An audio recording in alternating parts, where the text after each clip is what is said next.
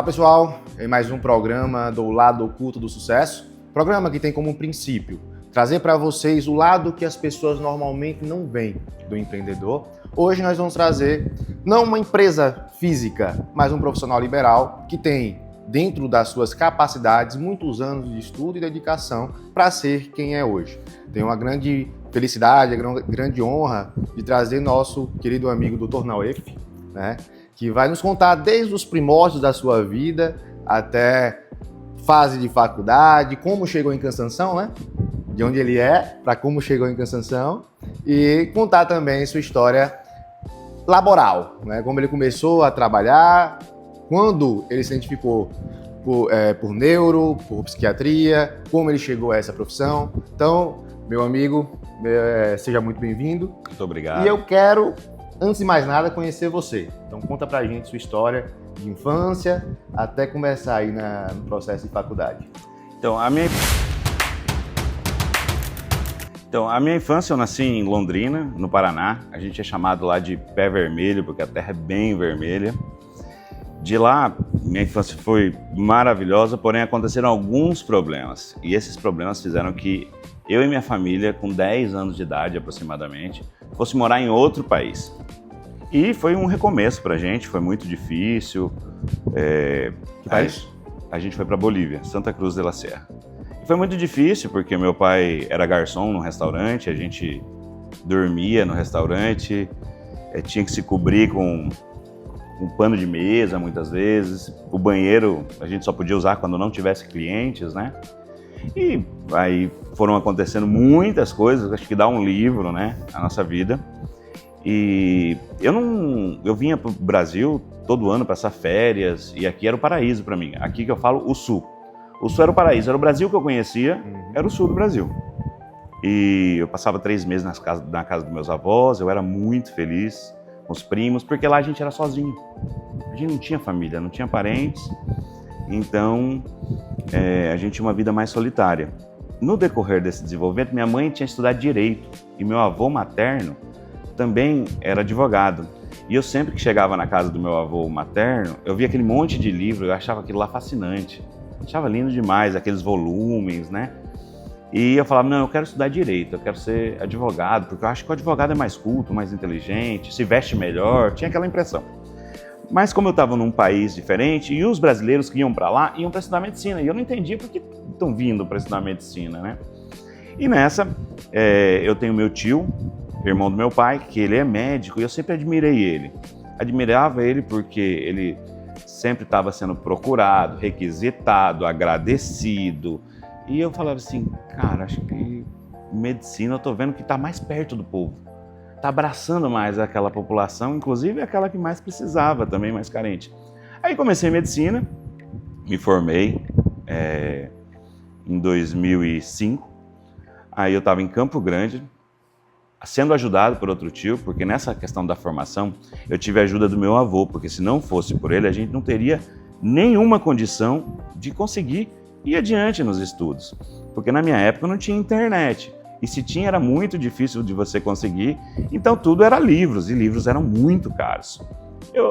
Começaram também a época da Xerox, mas até a Xerox era cara, né? E ele me ajudou muito, eu devo metade da minha vida aos meus pais, mas claro, com ele, sem ele, nada seria possível. E eu, voltando ao Brasil para exercer a profissão, estava indo para o Paraná, estava em Campo Grande, um tio estava me ajudando, e eu estava indo para o Paraná, e eu tinha um amigo aqui na Bahia que chama Clebinho. Esse amigo mora em Candeias. Aí eu expliquei para ele, tô indo para o Paraná, lá são 40 horas, na época eu pagava R$4.000 para você trabalhar 40 horas. Ele falou assim pra mim de forma engraçada, você é maluco, meu amigo? Ele fala bem, com uma voz bem aguda, vem aqui pra Bahia, que aqui, lei, demanda e oferta, você faz 3 períodos, você trabalha segunda de manhã, de tarde e terça de manhã e você vai ganhar esse mesmo valor. Eu falei, vou pra Bahia, vamos embora, eu tava procurando a vida, né? E cheguei na Bahia de supetão, não conhecia nada, a hora que eu saí daquele aeroporto achei a coisa mais linda, aquele bambuzal. Falei, a Bahia toda deve ser assim, né? A mente da pessoa, né? E trabalhei em Feira de Santana, trabalhei numa cidade chamada Maragogi, perto de São Félix. Trabalhei em Salvador, em Candeias, naquela região metropolitana de Salvador. E aí ele me falou um dia, vem pra Cansanção. Cansanção? Onde é isso? Na época eu estava sem carro, vim de São Mateus. Só que ele me falou, eu vou te deixar... Não, ele me trouxe de carona, é a verdade. A primeira vez ele me trouxe de carona, aí eu vou te deixar em Queimadas, você conversa com a secretária de saúde. Inclusive, Indira era a secretária de saúde na época, era Maurinho, o prefeito de Queimadas. Mas eu levei uma portada na cara que eu me decepcionei. Aí vim para Cansanção. Cheguei em Cansanção em 2006, é setembro de 2006. Não tinha médico no plantão numa segunda-feira. Aí alguém me reconheceu que eu estava com o Kleber. Aí falou, você é médico? Eu falei, sou. Aí eu comecei a atender o povo. Entra aí. Entra aí. Foi assim mesmo. Entra aí, tinha um paciente, eu lembro até hoje, nunca esqueço, uma dor abdominal aguda. E eu comecei a examinar o paciente. O plantonista, não sei o que tinha acontecido, se ele não tinha chegado, o que era. Mas era uma época bem nebulosa aqui em Cansanção. E aí Gilson Ricardo... E você formou quando? Eu formei em 2005. Aí era... 2006. 2006, Também a quantidade de médicos ainda era muito pouca. Muito, não... Hoje está formando a rodo, mas naquela época não tinha. Hoje os próximos formandos que se preparem. Então naquela época tinha uma demanda muito grande e uma oferta pequena. Por isso que a Bahia era aquela questão. Principalmente interior, né? Interior mais ainda. Deixar de estar na capital para estar no interior ganhando quase a mesma coisa. A gente tinha muito menos estrutura da que a gente tem hoje. E aí eu comecei a atender, e aí o Gilson Ricardo era o diretor do hospital. O Gilson Ricardo aparece, o que você está fazendo aqui? Porque não era eu o plantonista, né? Eu te conheço e tal, a gente começou a trocar, vamos embora para minha casa. Ele me levou para a casa dele, eu sou muito grato a ele. Com ele começaram meus primeiros passos, né? Meus primeiros plantões aqui, e PSF, tanto que teve uma época, Juan, que eu trabalhava em 3 postos de saúde ao mesmo tempo. Eu saía de Queimadas, 5 horas da manhã, trabalhava num posto de saúde de Queimadas, depois ia para um posto de saúde de Nordestina, depois ia para outro posto de saúde em Monte Santo, e isso era mais ou menos uma média entre 60 e 80 pacientes. Eu saía 5 e chegava 9 horas da noite, dormia, fazia isso segunda, quarta, sexta, dormia, acordava 4 horas da manhã e fazia tudo de novo. Tinha que ter um motorista, porque senão não ia conseguir aguentar. E terça e quinta eu dava plantão de 24 horas. Então, assim, praticamente eu não tinha vida. E isso foi os primeiros anos da formação, uns 10 anos praticamente. Claro que foi melhorando depois de 2011, eu continuei nessa vida de plantão, mas já atendia menos pacientes. E em 2016, eu falei assim, eu não quero mais a direção, porque eu fui diretor de Queimadas, de 2009 a 2011, fui diretor de Cansanção de 2011 a 2017 do hospital. Sim. E na época era muito difícil lidar com médico. Até hoje é difícil lidar com médico, mas na época, como você não tinha os profissionais. Sim. E como as prefeituras, elas não têm vínculo com o profissional, por exemplo, hoje eles te pagam, amanhã eles não te pagam, hoje você trabalha, amanhã eles te demitem, e ainda mais quando chega final de ano, ninguém me deixa mentir, chega novembro, parece que é todo mundo pra rua, né? Na minha forma de pensar é até um contrassenso, né? Porque você tem toda a área empresarial é regida por uma legislação trabalhista que para a prefeitura não vale. Sim, não vale. Ou você é concursado, que aí tem uma legislação específica para concursado, você não pode demitir, a não ser que esteja algo muito grave, ou você está lá temporário. Trabalhador temporário. Mas não pode voltar para casa. Você não tem vínculo nenhum. E essa questão do concursado, que nós não vemos mais concurso, sim, né? Sim. Para profissional de área superior não tem concurso. Então, são as coisas de ser profissional. E aí, até numa conversa com você mesmo, eu estava pensando, empreendedorismo. Onde vem essa palavra, né? Eu fui atrás, porque na minha época de juventude não existia isso de empreender. Tem 2 coisas que a faculdade não te ensina. Atender filas, porque na faculdade você é um paciente único, não tem mais. Não tem 10, 15 para você atender. Não tem a pressão. Não tem. Tem que passar o próximo, e a gente gritando no corredor e não sei o que lá. E a segunda, eles não te ensinam a como administrar, a gerir carreira. Hoje talvez isso é diferente, mas eu tô te falando de... Não, ainda da mesma forma. Às vezes... Hoje a gente tem, eu há pouco lecionei a matéria de empreendedorismo, mas é uma matéria no curso todo. E é algo que você tem ali poucos dias para poder trazer a possibilidade que todo profissional ele tem capacidade de gerir algo na sua área. Sim. Nesse caso, era uma faculdade de pedagogia, por exemplo. Sim. Você pode gerir algo dentro da sua atmosfera ali que vai trazer um retorno. Você pode trabalhar como profissional e empreender em alguma área. Empreender é você criar entender a demanda, enxergar a demanda e criar a solução. É só isso, não tem nada de mirabolante. Na minha época de faculdade, você falou isso, eu tive uma matéria também, a mesma que está até hoje, né? Eu tenho 10 anos de formado já. E o professor dizia aí, o que o professor trazia pra gente era, ó, empreender é você pensar em algo que ninguém nunca pensou, vai ser um Zuckerberg da vida, e colocar em prática. Então você vai ser milionário, entendeu? A ideia de empreender não é essa. Sim. E eu fui atrás dessa palavra empreender porque eu falei, cara, eu tô há muito tempo aqui, se eu adoecer, eu não ganho. Sim. Se eu não for hoje, eu sou a minha empresa, né?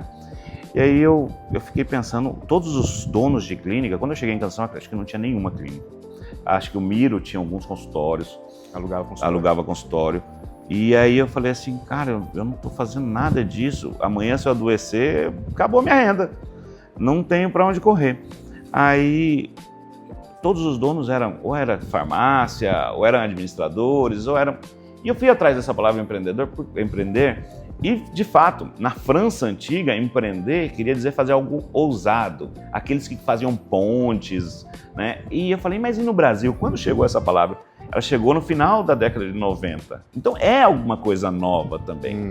Não é uma coisa assim que se falava. Antes a gente era operários, né? Tinha a classe burguesa e os operários. Sim. Acabou. E aí, eu não nego que apesar de ter o conhecimento, de ir atrás, eu tinha muito medo de iniciar algo. Eu falava, não, mas eu não tenho a estrutura correta, eu não estou capacitado, eu tenho que me preparar. Eu acho que isso foi um erro. E aí eu passo para a questão da área de especialização. Quando eu fui fazer psiquiatria, é porque eu vi uma dor também. Eu vi uma dor que ninguém queria atender esses pacientes. Quando eles chegavam na emergência, eram chamados de DNV, que a gente fala, distúrbio neurovegetativo, era chamado de PT, de frescura. Eu falei, ninguém quer, eu vou atender esse povo. Aí fiz a pós-graduação. Quando foi que você começou? A pós-graduação eu comecei em 2009 e terminei em 2011. Ainda fazia tudo. Tudo. Aí depois eu fui migrando, né? Fui migrando aos poucos, eu não podia deixar o plantão. E eu tinha uma outra coisa. Eu tinha vergonha de cobrar. Eu tinha vergonha de cobrar pelo meu serviço. Eu achava assim, pô, o povo é tão carente, eles vão me pagar por isso? Mas aí eu estava observando que eles estavam pagando para os outros. E quando precisavam de mim, vinham de boa. Eu falei, não, pô, se estão pagando para os outros, podem pagar para mim. E quem me ajudou muito isso foi o Júnior, da Mais Saúde. Ele me ajudou, não, você tem que cobrar, você é um médico como qualquer outro. Sim. E aí eu comecei a trabalhar lá tarde, tá? Só comecei a trabalhar no particular em 2015 com o Júnior. Final de 2014 para 2015. E você falou, empreender também, no seu caso, empreender não é gerar uma empresa, é gerir sua carreira. Sim, gerir minha carreira. E isso envolve saber quanto e como cobrar. Sim. Né? E a dificuldade vinha, porque quando a gente está na faculdade, a gente é ensinado a ser peão. Sim. Por mais que você seja profissional, a faculdade lhe ensina a ser funcionário. Sim. Não lhe ensina a ser padrão. Daí o que você falou da falta de empreendedorismo. Empreendedorismo não é abrir empresa somente, né? É você gerir algo que vai lhe dar retorno financeiro. Você pode ter uma renda passiva. Isso é empreender. Sim. Você pode criar uma estrutura que te traga uma renda aluguel. Você vai comprar uma casa ou construir uma casa e ali vai estar gerando receita para você, recorrente. Isso é uma renda passiva, você não está suando, não vem do seu trabalho aquele retorno financeiro. Mas você empreendeu esforço naquela construção ou naquela compra da casa e está tendo um retorno financeiro. Isso é empreender. No seu caso da profissão é a mesma coisa. Exatamente. E aí o Júnior me deu essa empurrada para começar a atender, né? Mas ainda assim eu não tinha aberto os olhos para ter a minha empresa, né? Sim. E a minha empresa surgiu, por isso que eu falo, não esperem tá tudo bonitinho, tudo pronto para dar início. A minha empresa surge por uma dor da minha esposa. Eu tenho que trabalhar, eu tenho que fazer alguma coisa. E da noite pro dia ela fez o negócio e aí a gente já foi para começar a fazer algumas melhorias e iniciar o atendimento. E foi assim. E hoje eu não me arrependo de ter feito isso, né? Porque além da minha esposa, ela é minha sócia, ela é minha companheira de vida. E cada um com as suas obrigações. Minha obrigação é atender, a obrigação dela é gerenciar. E aí, quando eu te falei de dor, eu fui fazer psiquiatria, comecei a atender nos CAPs da região, acho que daqui das cidades aqui em volta, atendi de todos. Você fez a primeira especialização, foi psiquiatria. Psiquiatria? Psiquiatria primeiro. E aí... Logo depois você abriu a clínica, não? Não, a clínica foi abrir agora. Vamos botar meio da pandemia, praticamente, em ordem temporal. Fiz psiquiatria, atendia nos CAPs, né? E em 2014 eu começo a atender no Júnior. Final de 2014, começo a atender no Júnior, na Mais Saúde. E aí em 2015 eu via que tinha muito estigma sobre a psiquiatria. As pessoas, é médico de louco, é médico de doido. E aí eu falei, sabe o quê? Eu vou fazer a especialização de neurologia. E aí fui fazer também a especialização de neurologia. Essa eu comecei no início de 2014, terminei ela, comecei ela em julho de 2013, terminei ela em novembro de 2015. 2 anos e pouquinho de especialização em neurologia. Inclusive comento que na época a gente foi fazer, o final dela foi muito marcante para mim, que a gente foi uma das faculdades mais famosas do mundo, que a gente foi para Harvard, a gente foi para Boston, a gente fez uma imersão lá de uma semana, onde a gente teve bastante conhecimento. Então, se tiverem a oportunidade de continuar a sua educação, continue, porque te dá uma bagagem diferenciada. Aí continuei trabalhando, ainda não tinha aberto a clínica. Em 2020, quando começo da pandemia, eu falava, eu vou fazer outra especialização, porque eu não conseguia ficar parado. Aí eu falei assim, qual é a outra dor que está tendo na região? Não tem neuropediatra. E como eu tinha feito neurologia, eu poderia diminuir meu tempo de especialização. Então aí eu fui fazer neuropediatria, que a neuropediatria eu acabei em 2022. E hoje estou atendendo psiquiatria, estou atendendo neurologia, estou atendendo neuropediatria, estou atendendo a saúde do nosso povo. E a clínica, ela só veio em 2023. Ela só veio em 2023 por uma insistência muito grande da minha esposa. Você falou da época de pandemia. Você acha que a discussão sobre as questões psicológicas, elas cresceram? Porque antigamente você falou, né? Havia um estigma sobre o louco, as pessoas que procuram psiquiatras são aquelas que são loucas ou que têm problemas mentais. E era uma discussão rasa e superficial. Mas ficou nítido que na época da pandemia, quando a gente foi clausurado ali naquele tempo, surgiram outras demandas e as pessoas começaram, pelo menos a meu ver, né? A procurar mais esse conhecimento sobre a saúde mental. Sim. Né? Você acha que isso mudou naquela época ou já vinha mudando? Qual foi a importância para o conhecimento? A gente sabe que entende o lado negativo, é claro, é nítido, mas e o lado do conhecimento das pessoas para a saúde mental, ela melhorou? Eu acho que é o ganho geral, né? Antigamente a gente não tinha acesso à informação. Sim. E hoje a gente está tendo muito acesso à informação. E uma coisa que aconteceu na pandemia, que eu não parei de trabalhar nenhum dia, né? A saúde não parou de trabalhar nenhum dia. Só que eu vi uma coisa que me abriu os olhos, que é a questão que todas as profissões podem acabar. Todas. Mas a de vendedor não. Porque todo mundo continuava vendendo por internet. Nunca se vendeu tanto por internet. Inclusive a questão de saúde. Sim. Porque as pessoas estavam tão preocupadas, com tanto medo de acontecer alguma coisa, que aqueles que não tinham problema começaram a desencadear, aqueles que tinham pioraram, porque foi limitado o acesso a tratamento, e até hoje a gente tem repercussão. Eu falei sobre isso uma vez, numa reunião, inclusive num CAPS, falando sobre como isso ia piorar em todos os aspectos, já que você isolar uma pessoa, você tirar a rotina dessa pessoa, piora em todos os sentidos. E fora a pressão externa, né? Com certeza. E só informação ruim, né? Morreu medo, não sei quantos. Da morte. Morreu tanto. Fulano pegou. Agora tem uma nova variante. Cepa. Isso foi piorando bastante. E isso me abriu os olhos para essas questões. A gente sempre tentar ver um pouquinho de fora, sair do meu meio e olhar de fora do que está acontecendo. E as profissões, com o decorrer do tempo, elas vão acabar ficando diminuídas. Hoje, com a inteligência artificial, eu estava vendo uns relatórios, a inteligência artificial, ela te dá o diagnóstico do paciente, mas ela não tem critério clínico. E aí eu estava vendo que outros profissionais, né, estavam colocando os sintomas dos pacientes e aí a inteligência dava o diagnóstico e eles botavam aquele diagnóstico. Só que o diagnóstico muitas vezes é um rótulo para um paciente e você tem que ter critério clínico. Não adianta você só colocar na inteligência artificial. Ela pode te dar um norte, mas se você não souber, é igual quando você coloca uma informação no Google. Ela vai te dar qualquer coisa, ela vai passar qualquer coisa para frente e você vai ficar enganado. Então, eu acho que a gente tem que sim, já que a gente fala sobre gerir, né? A gente tem que pensar na nossa carreira como uma empresa, Sim. porque ela tem início, meio e fim, todos. Eu não vou conseguir fazer o que eu fazia, igual acordar 4 horas da manhã, atender 60, 80 pessoas, chegar 9, 9h30 da noite em casa. E outra, quando você avança na vida, você quer qualidade de vida, você não quer mais trabalho. Gestão, existe a gestão empresarial que vai te dar, que vai lhe tirar. A ideia é que ela te reduza o trabalho laboral, braçal, o laboral, para que você fique administrando. Você tem capacidade de administrar, como você falou, olhando de fora. Porque o empresário ele não pode ficar dentro do negócio, ou não deve ficar dentro do negócio 24 horas. Porque ele não vai ter essa possibilidade de enxergar o negócio por fora. Como é que eu vou melhorar algo que eu não consigo compreender e enxergar?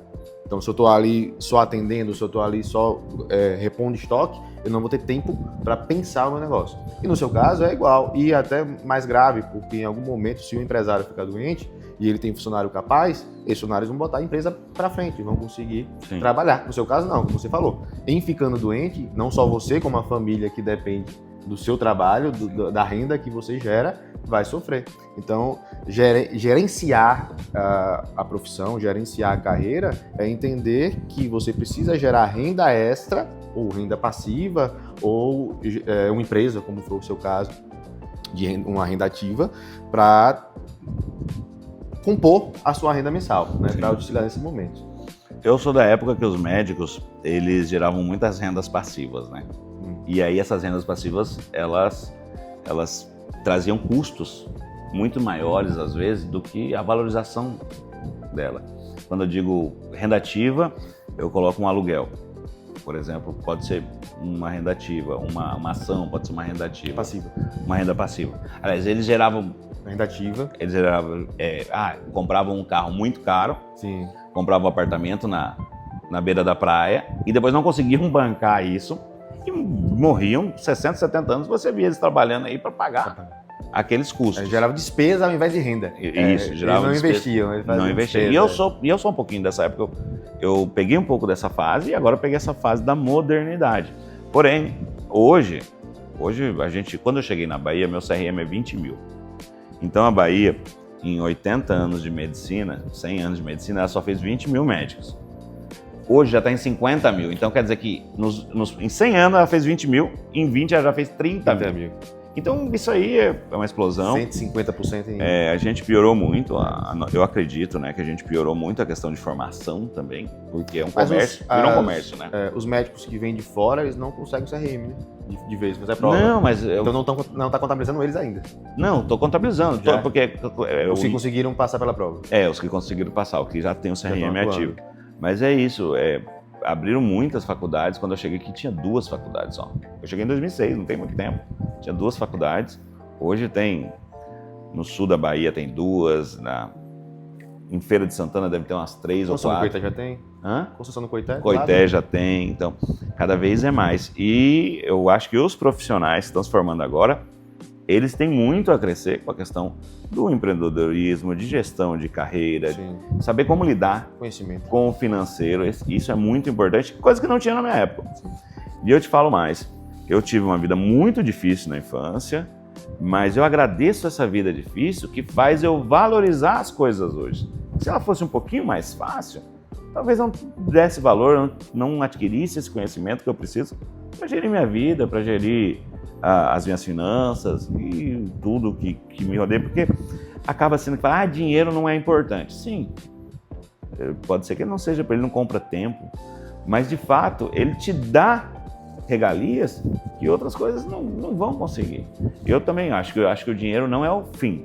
Aliás, ele não tem que ser o objetivo final, mas ele é um meio para você alcançar as coisas que você deseja. Pô. Ontem eu paguei um novo plano de saúde, R$ 2.800, 3 pessoas. 2.800. Isso é porque é por empresa. Fala assim, cara, a gente não vai conseguir pagar plano de saúde quando passar dos 50 anos e falta pouco. Falta poucos anos. Vai aumentar bastante. E, isso a gente não entrou, e acho que ainda tem uma discussão grande quando a gente vai falar da gestão fiscal, né? Porque o profissional liberal, quando gera uma renda interessante, ele tem que se adequar também à questão fiscal, senão ele vai ter um problema à frente com o fisco, porque vai gerar renda e não vai ter condição de dizer de onde veio. 27,5% hoje. IR. Aí você tem que saber, é interessante você estar com IR, é melhor você faturar pela empresa, como é que essa gerência fiscal, o contador tem que ser um contador bom para fazer. Senão, no médio, eu estou pagando pouco imposto, não estou pagando imposto, estou só negando. Mas lá na frente, quando você tiver com sua casa, com seu carro, o fisco vai chegar, vem cá, não foi que você conseguiu. Tem uma coisa errada, então o Leão vai lhe cobrar com certeza esse valor, não perde. 5 anos pelo menos aí ele vai ter de... A ideia aqui é entender a estrutura de como você chegou até aqui, a estrutura que você tem hoje e como, demonstrando que não foi à toa, né? Que é preciso estudo, é preciso dedicação, é preciso não se acomodar, que é um erro da maioria dos profissionais. Pô, eu comecei a ganhar o que eu pensava que ia ganhar. Então, você está nisso só por ganho financeiro ou você quer saber mais, quer conhecer mais? O retorno financeiro, ele vem da sua dedicação em torno dos conhecimentos. Sim. O empresário que não estuda, o empresário que não busca conhecimento constante, seja da área tributária, seja da área de venda, seja da área de gestão, ele não vai crescer, ele não vai desenvolver, ele vai estar como está. E há um risco. Porque, entenda, não existe estabilidade financeira. Não, vou repetir, não existe estabilidade financeira. O mundo ele é muito volátil, principalmente o mundo empresarial. Em um momento, você está com a empresa girando 100%, dando um retorno ótimo. Em alguma crise, veja, a pandemia quebrou quantas empresas? A gente falou de pandemia hoje. Então, de uma hora para outra, a pessoa que tinha um faturamento ótimo, fechou as portas, ficou mais de um ano lá com porta fechada, não podia demitir funcionário, não podia fazer nada, quebrou. Entendeu? Então, é preciso ter conhecimento constante, buscar conhecimento constante para evoluir, seja como profissional liberal, seja como empresa. Eu quero dar um depoimento rapidinho e muitas vezes eu falo isso para os meus pacientes. Por maior que seja a dificuldade, como eu já passei, muitas vezes eu olhava para a rua e falava assim, cara, Deus, as coisas não vão acontecer comigo, não vão dar certo. Muitas vezes pensei em muitas coisas negativas e eu falo para vocês, tempo, disciplina, dedicação, que isso passa. Por mais tormenta, por mais chuva, por mais ventania que esteja sua vida nesse momento, daqui 5, daqui 10 anos, ela pode estar totalmente diferente. Isso aconteceu comigo. Eu ia para a faculdade, muitas vezes passava o dia lá, enchia a barriga de água, meus amigos me chamavam, vamos almoçar? Eu falava, não, eu tô cheio. Era roncando a barriga e muitos deles observavam que eu morava muito longe, tinha que pegar 3 condução, demorava 2 horas para chegar em casa. E eles falavam, não, venha dormir essa noite em casa. E para mim era um dia maravilhoso, porque ia ter a janta de graça, não ia gastar com condução e ia ficar mais tranquilo para trabalhar no outro dia. Então, hoje, eu tenho uma vida tranquila, eu fiz uma casa para minha mãe, eu tenho apartamento em Feira, eu tenho casa no Paraná, eu tenho casa em Cansanção. E então, assim, hoje eu tenho uma vida mais tranquila, mas porque lá atrás eu me mantive firme. Então, mantenha-se firme, independente das suas dificuldades. Faça por onde, que as coisas vão vir. É uma lei da natureza, o universo vai conspirar para dar certo. E sempre, o próximo problema é o pior. O próximo problema é o pior. Eles nunca deixam de vir. O próximo problema é o pior. O que passou, quando você passou por ele, você nem lembra mais. A gente acabou de passar por uma pandemia, a gente falou agora uma tragédia mundial. Hoje você não vê quase as pessoas falando da pandemia. Por quê? Porque agora a gente vai estar pronto para enfrentar os próximos obstáculos. Quanto maior o obstáculo, maior a glória na vitória. Para fechar, você deu um recado, mas eu queria, antes de finalizar, falar das redes sociais. Sim. Você tem feito um trabalho legal de conscientização, demonstrando um pouco do seu conhecimento e também do seu dia a dia no consultório, né? Fala para mim como foi que isso começou e o que você tem tido de retorno das pessoas que estão ali assistindo. Belo exemplo. De novo, eu criei a minha primeira rede social em 2011, que era o Instagram, que era fácil, tirar foto e escrever alguma frase. Só que eu só fui abrir um Instagram profissional em 2021, há pouco tempo, 4 anos atrás. E o meu era sempre fechado, meu Instagram. Eu achava que ninguém tem nada a ver com a minha vida. Olha a cabeça. Ninguém tem nada a ver, por que eles querem ver minha vida? Tem que ver meus amigos, eu pensava assim. E hoje eu tô com um Instagram, ontem bateu 37 mil pessoas no Instagram profissional, que é o que eu mais uso. Inclusive eu agradeço a todos vocês que seguem. E eu tento fazer uma medicina baseada em evidência. Você não vai me vender, não vai ver eu vendendo coisas que não têm evidência. Nada, nada, nada. O que eu falo para vocês são coisas que eu pesquiso, coisas que tem em livros e que está muito bem documentado. Não são pseudo-estudos, pseudos duplos cegos, que hoje a gente vê muito, porque lamentavelmente a medicina está virando um marketing e o paciente um produto. E há um problema nisso. Perfeito. Estamos aqui, mais um capítulo desse projeto lá do Culto do Sucesso. Eu espero que tenham gostado, que tenha sido de fundamental importância para a construção de quem vocês querem ser amanhã. Agradecer aqui ao meu irmão na UEF, né, que teve essa oportunidade, abriu aqui a casa dele para que a gente pudesse estar fazendo essa gravação. E vou pedir a ele também que faça, ele já deixou um recado, mas faça uma conclusão, um fechamento digno do que você passou até hoje, que você aprendeu e o que você traz para esses nossos amigos que estão nos acompanhando. Meu irmãozinho Juan, que eu aprendi que o conhecimento liberta. Quanto mais conhecimento você tem, quanto mais dedicação você tem, melhor e maior é seu retorno. Sigam, assistam, que temos muito para aprender com você. Tá? Muito obrigado, gente. Então sigam o nosso canal, se inscrevam e venham evoluir com a gente.